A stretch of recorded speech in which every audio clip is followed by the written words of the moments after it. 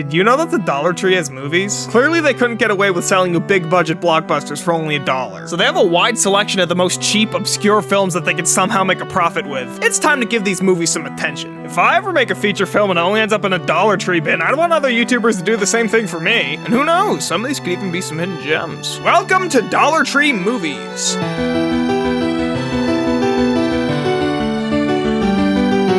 For Queen and Countries, a crime drama released in 1988. It was directed by Martin Stellman. He would later write The Interpreter.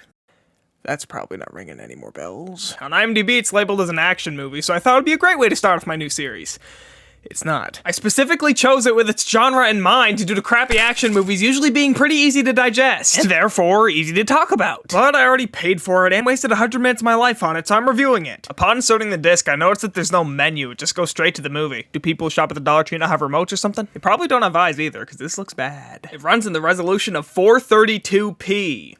I didn't even know that was a resolution. The movie stars Denzel Washington playing a retired paratrooper named Ruben. He's worked for the military for almost a decade and he's finally returning home. He bumps into his old friend Linford, but something seems off. He says he has to go right as he hears a police siren. He visits another old friend who goes by Fish. Fish and his wife have clearly grown apart, and to make matters worse, the visit gets interrupted by a man named Bob, who gives him one final warning to pay the money he's owed. Good thing Ruben's here to save the day. Fish takes Ruben out for some drinks as a way of saying thank you, but they're not let in because the bar's full. Fish is oh so heartbroken, so he starts beating everyone up. Ruben starts beating people up too because peer pressure, I guess. They somehow don't get arrested and they return to Fish's house. The next day, Ruben walks back to his flat to find out that he's been robbed by a couple of kids. He catches one and makes him say where the other one went. He also finds some drugs on him. They walk to robber number 2's house, but robber number 1 frees himself using his blizzard kick. The mother of robber number 2 denies robber number 2 living there, but Ruben won't take no for an answer. He barges in. She then threatens him with a knife, so he leaves. But on his way out, she decides to no longer hide for some reason, and then he takes his hat back. Does this movie sound exciting? Oh, it is. Later, Ruben tries to get a job over the phone to no success, but then he hears a knock on the door. It's the mom of robber number 2. She returns his army badges. Ruben runs into another one of his old friends, Colin, and he offers him a job. And despite him being jobless, he declines it, God knows why. And in this case, God is Wikipedia. Apparently, Colin's a drug kingpin.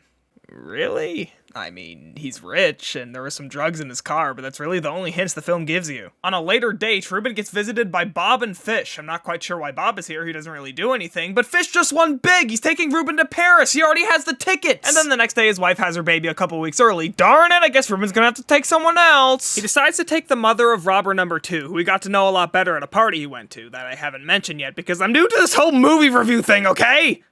Oh yeah, also her name is Stacy. God, I'm terrible at this! But before just asking her, Ruben decides to take her to the fair for the sole reason of her seeing just how good he is at the shooting game so that she can go on a rant about how guns ruined her family. He reassures her that his gun-using days are over, so she agrees to go to Paris. On their way home, they see a bunch of hooded criminals run away from a murder. The officer at the scene knows that Ruben served at the military, and he asks him to help find who did this. Ruben refuses. Jeez, this guy really doesn't want a job. Sometime later, Ruben and Stacy are getting ready to go to Paris. However, due to the law changing while Ruben was in the war, he's no longer eligible for UK transport. He can reinstate his passport for €200, but he doesn't pay it due to the sheer disrespect he was shown. Appreciate it. Don't make me laugh. Despite the fact he already told Stacy they were going. I mean, he had the money, he offered to pay for another ticket so robber number 2 could come. Kinda mean, but so is beating people up for not letting you in, so whatever. He hangs out with Fish again, and on the way home they see a man that's threatening to take Fish's house if he doesn't pay the bill. Maybe you shouldn't have bought those tickets. So of course, the only logical thing to do is start beating everyone up!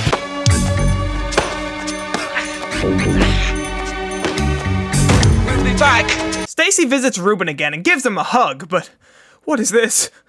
Ruben! Ruben! Bye-bye, Stacy. Ruben decides to finally take the job offered to him by Colin so he can help Fish keep his house, which turns out to be working as muscle in a drug deal. Colin must have been lying when he said it was legal. After they complete the deal, the officer from earlier goes in and arrests the customer. It was all a setup. Ruben goes to Fish's house, but it's too late. His wife left and took the kids, and he's shooting the walls like a crazy person. This is probably the best scene of the movie.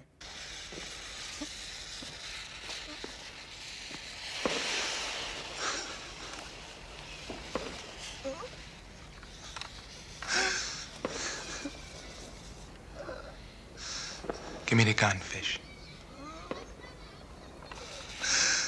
Now let me show you what it'd be like if it was edited today.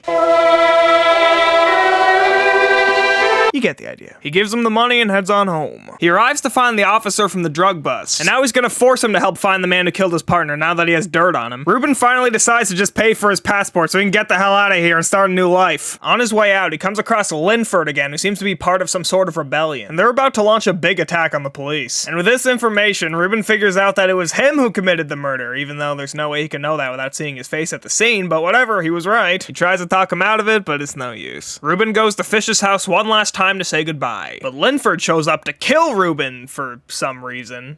And if he was gonna kill him, then why didn't he kill him when they were face to face? But it's a good thing that Fish slowly walked up to him and restrained him. I mean, I know Linford has a gun, but the camera was very close to his face, and if you can't see Fish, then neither can Linford. Then two officers arrive and kills Fish for no reason at all. Do I look like the sort of geezer who's gonna walk about with a shooter in me? No! In a fit of rage, Ruben gears up to take revenge. A violent riot is taking place, and Ruben takes advantage of all the commotion and kills one of the men responsible. He's on his way to kill the next one when he lines up in a sniper's sights. The sniper is revealed to be Bob. Remember Bob? He's the guy with the mustache.